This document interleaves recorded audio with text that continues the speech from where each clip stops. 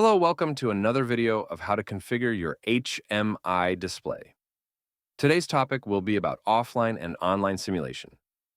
Offline simulation refers to the situation where a simulated project runs offline in the HMI without being connected to other devices. During offline simulation, the current project is automatically saved, and the FMGUI simulator is launched. Additionally, a bin directory is generated to store files such as recipes and data records. Select Tools or Offline Simulation from the menu bar.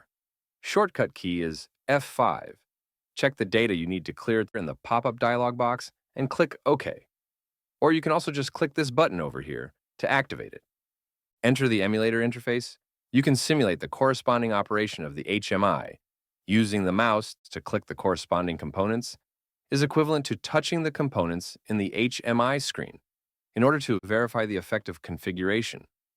By the side, we have online simulation. Online simulation refers to simulating the operation of an HMI project in an online state, where it communicates with external devices such as PLCs. Select Tools/Online Simulation from the menu bar. Shortcut key is F4.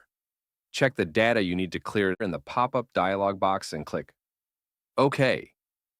Enter the emulator interface.